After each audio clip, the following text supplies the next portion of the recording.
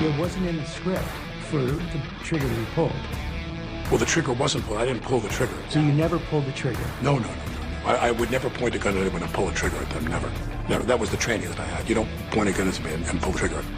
On day one of my instruction in this business, people said to me, never take a gun and go click, click, click, click, click, because even though it's incremental, you damage the firing pin on the gun if you do that. Don't do that. Ah, yes, you are worthless Alec Baldwin. Everyone knows him. Remember, he did not point the gun at the woman, his cinematographer, and he did not pull the trigger. Yet, somehow, the gun was pointed at her, the gun was fired, she was hit, and she was killed. No legal ramifications for him, though. Well, he had to pay lawyers a lot of money. But other than that, Alec Baldwin, I've got an update on Alec Baldwin's Hollywood career. Remember, he shot and killed that woman on the set of the movie called Rust. And then the equipment sat there in the desert long enough to rust.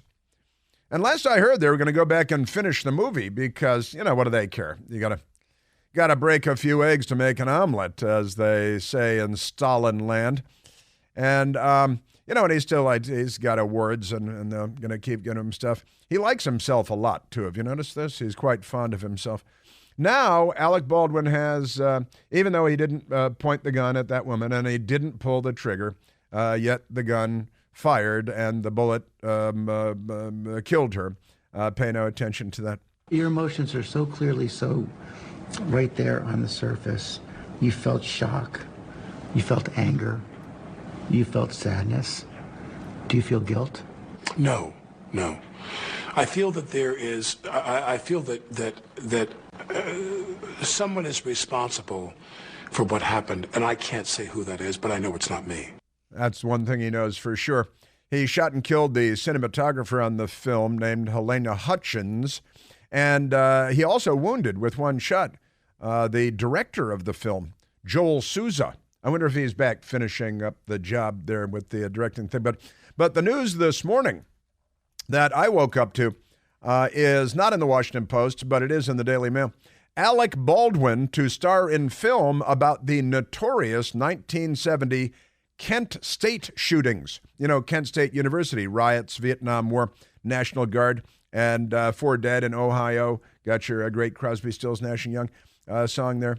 Is Young in there? I think he's in there. So now he's going to star in a film. And I've actually been doing a little digging here. I have some sources in Hollywood. Alec Baldwin to star in film about the notorious 1970 Kent State shootings. Days after wrapping production on tragedy-stricken Rust. They've just wrapped up. And he's like, hey, on to the next project. See, here's the thing. He is going to play the role of the National Guardsman that shot that lady. He's going to, that 4 dead in Ohio. And then, the young woman laying there at Kent State that was shot by the National Guard. And that's obviously the role that he's going to play. He's got to play that role. And they got to use the song, right? Got to use the song because it's a big song, 4 dead in Ohio, Got to get down to it. Baldwin is cutting us down. Things changed. You had over 40 kids shot at Kent State on a beautiful lawn by the National Guard. That's right, over 40. It's Joe Biden. Joe Biden is the current White House historian. It's you remember the song, 40 dead in Ohio. Yes. Yeah. So Alec Baldwin will play, and got to get down to it. Baldwin is cutting us down. Tin soldiers and Baldwin's coming. We're finally on our own. This summer I hear they're drumming. Pretty amazing stuff. My cinematographer shot. It is good to be a Democrat, isn't it? And the Hollywood thing is like, every now and then you're going to shoot somebody on the set. It's really not a big thing. Like Brandon Lee, the son of Bruce Lee. He shot himself, but there was a blank, supposed to be a blank in the gun. It was not a good idea. Put the pistol to his head, pulled the trigger on a Hollywood set, and there was a blank in it, but he shot himself, and Brandon Lee killed himself. Yeah, so Alec Baldwin is back with a bullet. Honestly. Tin soldiers and Baldwin's coming. We're finally on our own. I wonder what SAG-AFTRA has to say. Has SAG-AFTRA have anything to say about this? That's pretty remarkable stuff. Yes, sir. Yeah. That's the news. The Hollywood news of the day. I assume that he's well, who else would he play? He's got to play. He's a little old, but he's such a great actor, like in Team America World Police. He's such a great actor that he can certainly play a young National Guardsman. And then they'll say, well, the Guardsmen didn't actually point the rifles at the students and didn't pull the triggers, but somehow 40, as Joe Biden would say, students were shot on that lawn. Let's get to, well, we got a little bit more Hollywood news, and that's Jimmy Fallon. I looked it up. They said that NBC has paid him $80 million, I think is what they said. And he makes $16 million a year now. And there's a writer's strike going on, the Writers Guild of America, the WGA, the WGA. And there's a strike going on. And apparently they have writers on that show. Can you believe that? He only talks for like 4 minutes. How many writers can they have? Jimmy Fallon's staff being put on unpaid leave of absence during writer's strike. Oh no, who's going to write all those great jokes about Donald Trump and stuff? Several other late-night hosts are reportedly still keeping their staff paid as the strike enters its third week. But not Mr. $80 million and $16 million a year Jimmy Fallon. No! The non-writing staff members on The Tonight Show starring Jimmy Fallon will not be paid after this Friday and are being put on an unpaid leave of absence as the writer's strike continues. A source, another anonymous source, the whole world lives and breathes on anonymous sources. Have you noticed this? There should be a rule about this, don't you think? Like we were talking about it yesterday. The Pulitzer Prize is going to the Washington Post, the New York Times, because they published all these fake stories about Russian collusion and Trump, and they're all wrong. And by the time the Pulitzer Prize Committee decided who they were going to give the awards to for their illustrious reporting on the fake story, on the fake news story of Russian collusion, we knew it all along, but the Durham report puts it in black and white. They had no evidence of collusion. There never was any evidence. The corrupt FBI, and we've got more about the corrupt FBI today, too, with a hearing on Capitol Hill ongoing. Republicans in the House of Representatives. The Democrats are trying to shoot it down, of course, because basically they're Bolsheviks at this point. But the Pulitzer Prize Committee, they gave the awards to reporters. I'm making quotation marks with my fingers. The New York Times, the Washington Post, elsewhere, for fake reporting or for reporting fake stories that were not true. And is the Pulitzer Committee saying, well, they shouldn't be knocking on their door saying, hey, we want our Pulitzers back, because they gave them the Pulitzers. They awarded the Pulitzers. The Pulitzer Committee did long after they knew that the news was fake.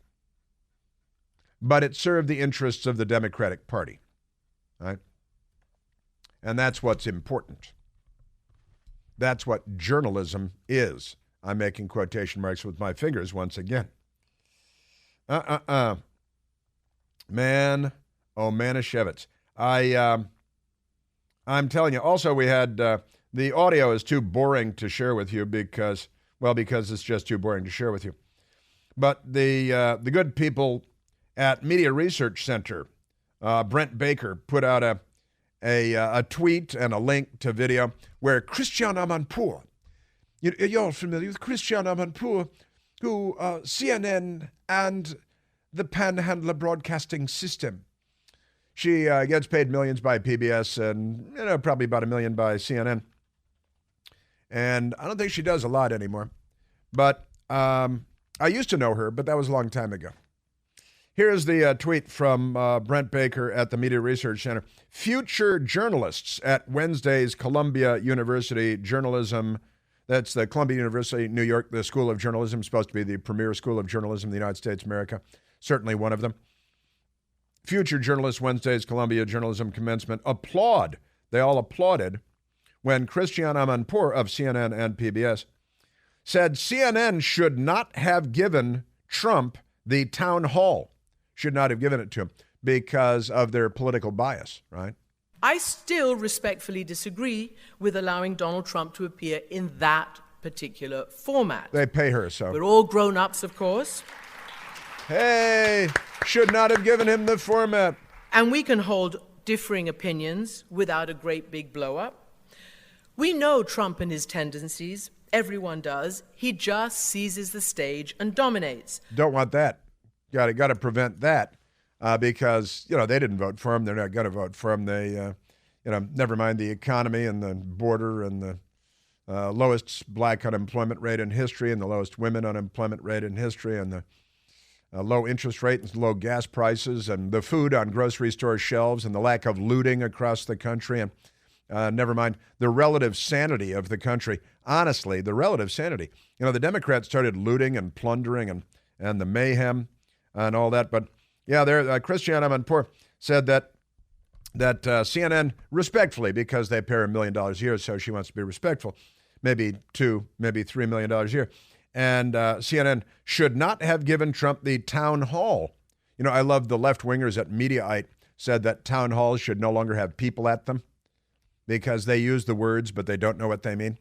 Hey, guys, Mediaite, it wouldn't be a town hall if there are no people. See, it would be an interview, maybe in a big room with the cameras being far away or something like that.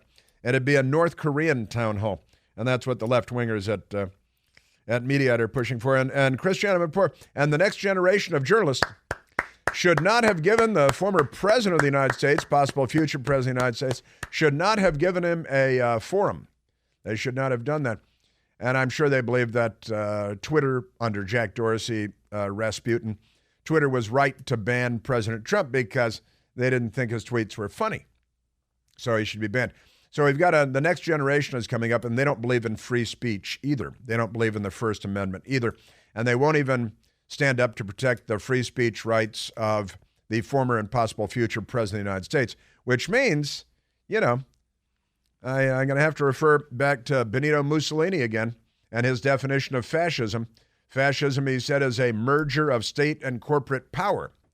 And the corporate media, who's more powerful than the corporate media? Maybe we should revert back to the newspaper editors and TV chiefs of the 1950s, who in the end refused to allow McCarthyism onto their pages unless his foul lies, his witch hunts, and his rants reached the basic evidence level required in a court of law.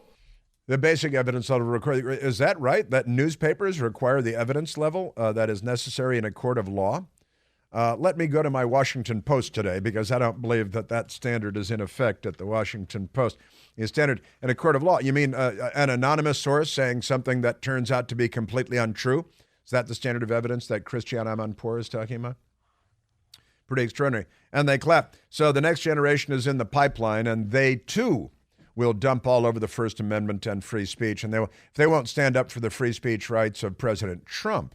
And for a media that provides a forum to people with whom they disagree, well, I think the rest writes itself, doesn't it? So what is it about us human beings? We love things that make our blood pressure go up, don't we? News. Turn off the cable things, except Newsmax, of course. Politics, talk radio, not this show. This show brings your blood pressure down. Bratwurst, pizza, commuting, morning rush hour, How about we do something once a day? Take a 30-second break. That cuts the other way. A way to take control of our health and help lower our blood pressure. Well, meet 120 Life. 120 Life is a natural juice drink made from pomegranates and tart cherries and cranberries and beetroot and magnesium. All these things help lower your blood pressure and makes for a tasty drink, too. Just one 8-ounce bottle a day can help with your blood pressure. And, with their risk-free money-back guarantee, even the thought of just trying their product won't stress you out. So go to 120life.com. That's 120life, 120life.com, and order their 2-week trial pack. And when you use the code Chris, that's me, you're going to save 15%. 120 Life is more than just a juice drink. It's a way to help take control of your health and your blood pressure in a world that can sometimes feel a little wacky and overwhelming. We need more stuff like this on the planet Earth, I think. These statements and products have not been evaluated by the Food and Drug Administration. The product is not intended to diagnose, treat, cure, or prevent any disease or condition. Yeah, the next generation of journalists, Columbia University. Yeah, don't give anybody we disagree with a forum. Woo! Christiane Amanpour. You know, they probably don't even know who she is. That's my guess. Does she have a big Twitter presence? Because otherwise, she on Instagram? Probably don't remember her in Bosnia, I'm guessing. We're at 888-630-9625.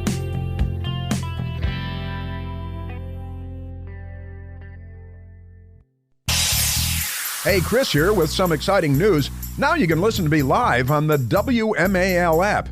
Doesn't matter if you're in your car, in the office, on the go. The WMAL app delivers crystal clear around-the-clock news coverage anywhere with cell service or Wi-Fi.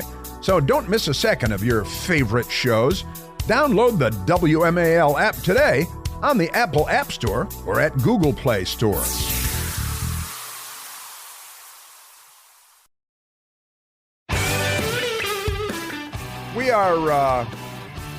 We're pulling together elements from the FBI whistleblower hearing on Capitol Hill today. There are 3 FBI agents who have come forward as whistleblowers. The Democrats are, of course, blowing up the hearing. They got this crazy woman from the Virgin Islands who's a non-voting delegate raising hell. And Debbie Was-A-Man-Schnitz is in there, and she's talking about January 6th all over the place, because January 6th is all they have. Who is William Evans, I would ask her. The U.S. Capitol Police officer murdered by a radical black nationalist leftist in a suicide attack on the Capitol 3 months after January 6th. But I'll bet $1 Debbie Was-A-Man-Schnitz couldn't tell you who he was when you gave her his name. Who are the 3 FBI agents having security clearance revoked? You see, who do we have? The FBI director, and I think the White House also recently both said there will be no retaliation for whistleblowers coming forward. Of course, we respect whistleblowers. And hours later, the Justice Department revoked the top secret security clearances of the 3 FBI agents. Now, of course, penitentiary face Brennan still has his top secret security clearance, so he can make lots of money in the private sector. But they are punishing the whistleblowers because they're the left. They're not liberals. The 3 FBI agents being punished by the Justice Department under Merrick Garland, who is a crook, to paraphrase Richard Nixon, and by the FBI. They're being punished. I've got that coming up.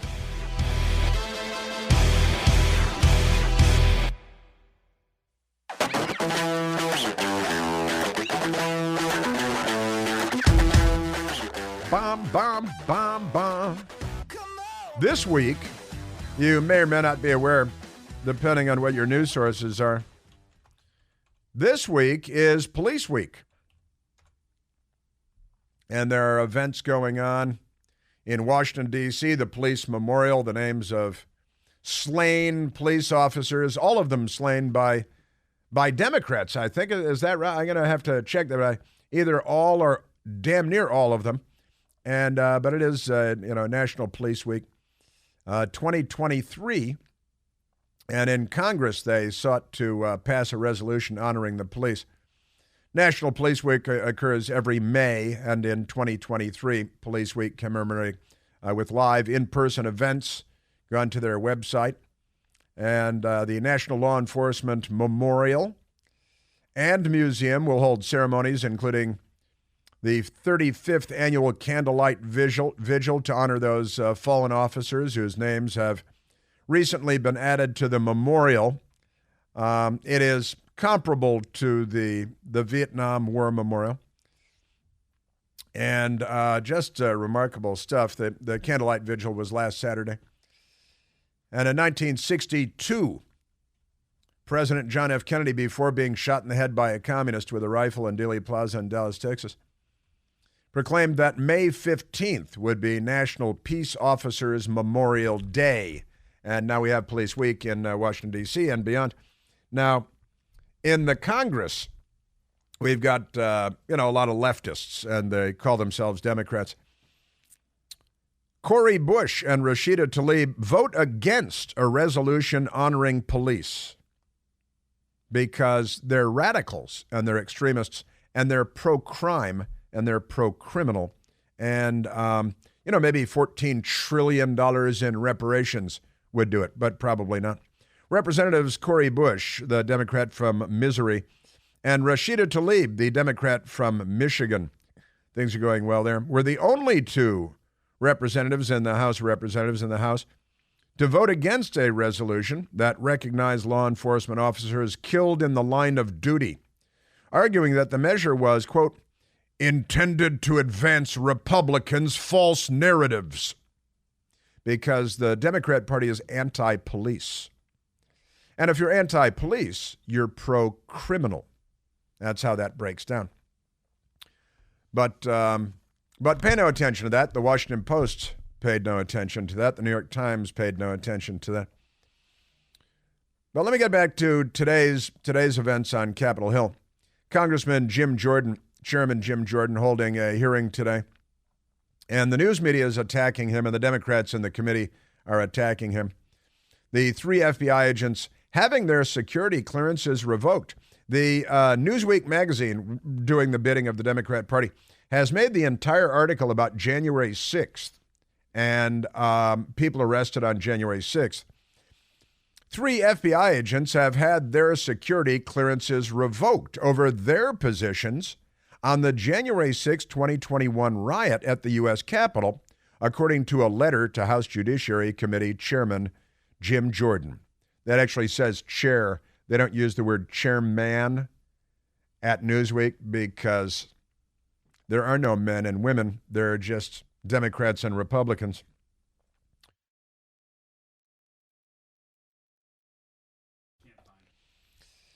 We know that Christopher Wray, the FBI director with a sneering face, and others in the corrupt federal government in Washington have said there will be no retaliation against whistleblowers when they came forward to Congress about corruption at the Justice Department and the FBI. The letter sent by FBI Acting Assistant Director Christopher Dunham said agents Marcus Allen, Stephen Friend, and Brett Gloss have all been suspended while their cases were reviewed. Their clearances were revoked and they have been suspended. The New York Times and the Washington Post reported. So I can go to Newsweek where they have both of them. Now, how did the New York Times and the Washington Post get this information? Well, it was fed to them by anonymous sources in the Justice Department. The news emerged a day before Allen and Friend, 2 FBI agents, were set to testify to the committee as part of its investigation into what it described as the weaponization of law enforcement against conservatives. Now, the news media is completely in the tank, Newsweek magazine, and who typed this up on behalf of the party? Alex Phillips, Aleks, Alex. Parents couldn't spell. So there it is. So the 3 FBI agents who came forward as whistleblowers about corruption at the Justice Department and the FBI are now experiencing corruption at the Justice Department and the FBI as they're being targeted for retribution by the permanent bureaucracy, sometimes known as the deep state. We will be scrupulous in our adherence to the rules related to whistleblowers. Obviously, if there are allegations of misconduct by FBI employees, we want to make sure that we get that information so that we can use the tools that we have to go after that conduct. But certainly, I condemn in the strongest possible terms any prospect of retaliation against whistleblowers. And now the whistleblowers are being retaliated against. That's Christopher Wray, the FBI director from last year. And now whistleblowers came forward from the FBI, and they are retaliating against them and stripping them of their security clearances, which has long-term ramifications professionally in terms of income and being able to keep the lights on with your kids and, buy the G.I. Joe with Kung Fu grip and get your kids into college and all that stuff. But there it is. This is a very corrupt city.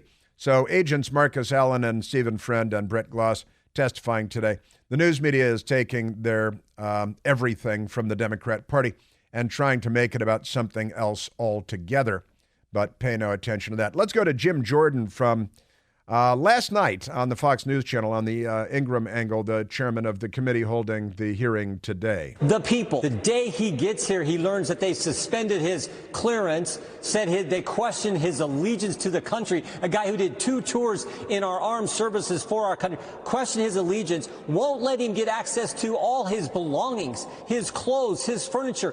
4 children, a 2-week-old newborn, wouldn't let him get access to their clothes, their toys, their winter coats. That's how bad it was. The old raid of the house. Now, when are they going to raid John Brennan's house and accuse him of seditious conspiracy and arrest him?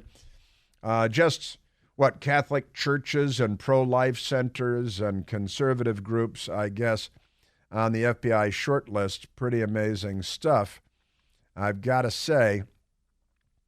The Select Committee on the Weaponization of the Federal Government and their ongoing hearing right now, the FBI whistleblowers have come forward. FBI employees who spoke out against the politicized rot, that's what they called it within the Bureau of Investigation, the Federal Bureau of Investigation, were suspended, had their security clearances revoked. The House Judiciary Committee and Subcommittee on the Weaponization of the Federal Government said the committee released an interim staff report on Thursday morning, that's today, revealing new whistleblower testimony from several current and former FBI employees that exposes the abuses and misconduct of the FBI. Jim Jordan last night. 3 of the 4 individuals who've talked to us, 3 will be testifying tomorrow that their security clearance has been not just suspended but revoked. Steve Friend is one of those individuals. He's a good man. He'll be testifying tomorrow as well, telling his story. He talks about how the FBI actually sent agents to a school board meeting. He'll talk about that tomorrow. This is how ridiculous it has gotten. The FBI school board meetings, pro-life centers, Catholic churches. How about Antifa and Black Lives Matter that sacked and looted and burned our cities from coast to coast for a long time? How about the intelligence officials that tampered in our presidential election in 2020 with a disinformation operation against the American people? How about that? How about the FBI that tampered in election after election going back to 2016? The individuals at the FBI involved in that. Congressman Craig Stubbe, you know him, he's the guy who hit the home run, the legit home run at the congressional baseball game in Nationals Park in Washington, D.C. last year. Craig Stubbe on the Fox News Channel early this morning. Yeah, it's really sad, the depth of corruption that is currently going on in our FBI and DOJ and the level of politicization that has occurred. And this is an individual who saw that they were not filing their own guidelines on investigating these cases and whistle blew to his executives and to his supervisors, which he's supposed to do pursuant to FBI rules, and they completely shut him down. They take away his security clearance, which then doesn't give him the ability to go ahead and get another law enforcement job and fire him. So you're not supposed to retaliate on whistleblowers. Director Wray has said that they won't do that. Merrick Garland has said that they won't do that. And that's exactly what they are doing, is retaliating against whistleblowers who are blowing the whistle on the fact that they're going after conservatives, on the fact that they have politicized the FBI and the DOJ. Now, if that's okay with you, then I assume that you're a Democrat Party voter and you want to live in an authoritarian regime. As long as it's your authoritarian regime. Now, this is what information dominance is about, isn't it? Let's, Congressman Stubbe. Egregious abuse, misallocation of law enforcement resources, and misconduct at the highest levels of the FBI. And what it seems to have been a fact now that will be in this report is statements that both Merrick Garland have made under oath and Director Wray have made under oath are complete outright lies to Congress, which is an offense and a crime, and I think is impeachable conduct. I think that a lot of people ought to be impeached, and some people actually ought to be charged. Congressman Stubbe. I certainly have changed my mind on whether I think that both Director Wray and Merrick Garland should be impeached. And he now believes that they should be. From last year, bombshell allegations by FBI Special Agent Steve Friend contained in a whistleblower complaint filed in this one is from last year in the New York Post and not the Washington Post. with the Department of Justice Inspector General reveals a politicized Washington, D.C. FBI field office cooking the books to exaggerate the threat of domestic terrorism and using an overzealous January 6th investigation, which they have now entangled these FBI agents in, to harass conservative Americans and violate their constitutional rights.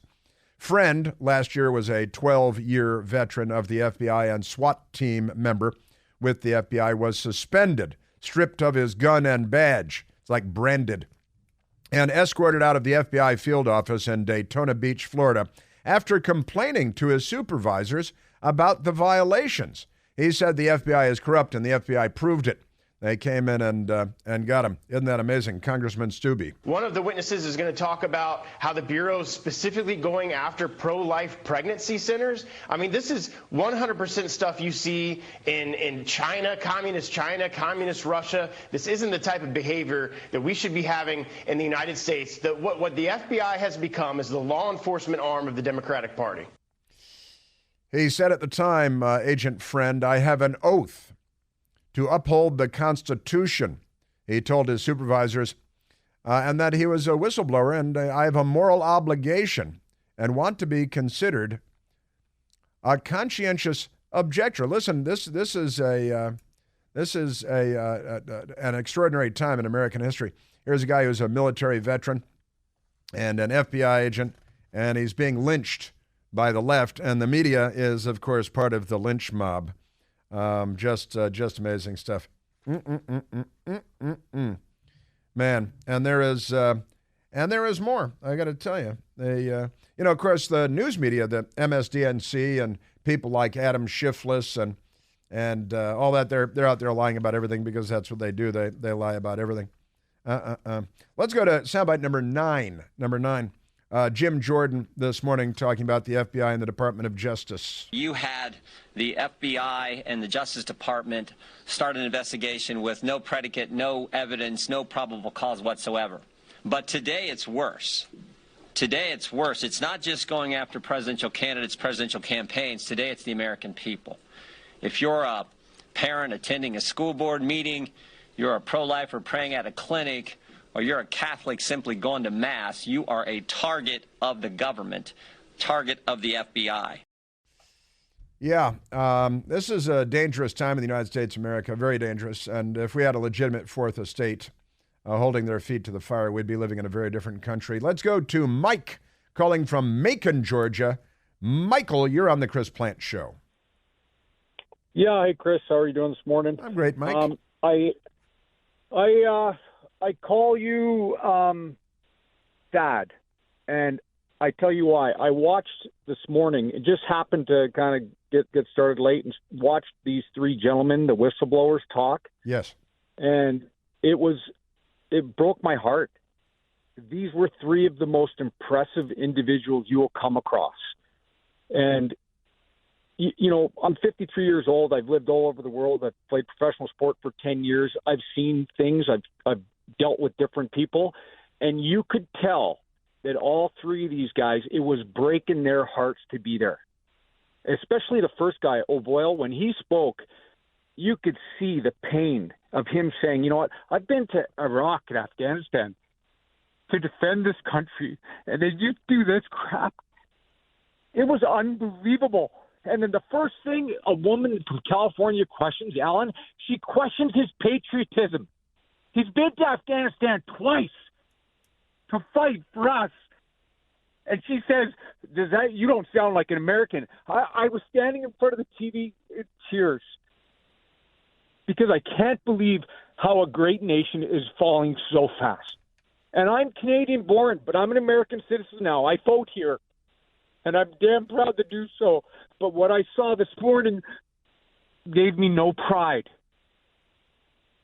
And it hurt more than anything for those men. They said they're fighting because these were their dream jobs. And most people will knuckle under and just go along. They didn't. They showed up. They're showing up. And it's about damn time that we show up.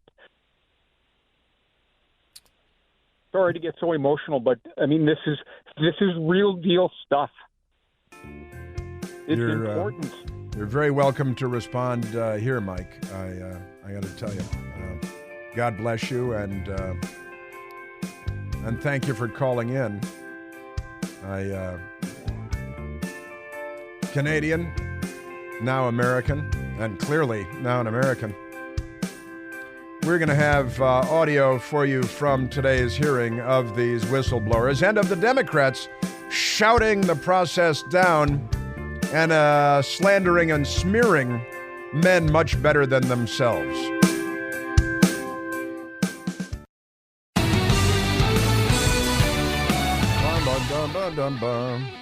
All right, we're going to have a bunch more audio for you from the hearing itself today, and I don't have a ton of time, but let's go to a United States Marine. Let's go to John calling from Kansas, great American heartland. John, you're on the Chris Plant Show. Hi, Chris. It's great to talk to you again. Welcome. Hey, I just kind of want to piggyback off of what that last caller was saying. I was in Iraq in 2005 and 2006. And then watching the pullout from Iraq and Afghanistan, that was a kick to the gut. That was a shot right there. It made me feel, and a lot of my fellow Marines feel like it was for absolutely nothing. And now seeing how this country is treating, veterans, just regular citizens, I'm proud to be a Marine, but I am not proud anymore of fighting for this country, because what do we even fight for? This place has just gone to complete crap, and it's devastating. It's heartbreaking to be a part of this. So it is heartbreaking to watch, and the Democrat members of this committee on Capitol Hill today are showing what they're made of. The Debbie Was-A-Man Schnitz and the others, absolutely appalling conduct. And I understand, John. I understand your frustration. Hillary Clinton said it years ago, there is only the fight. And they're never going to stop fighting against us, against mainstream Americans. And I guess in return, we're going to have to fight back. I'm saluting you.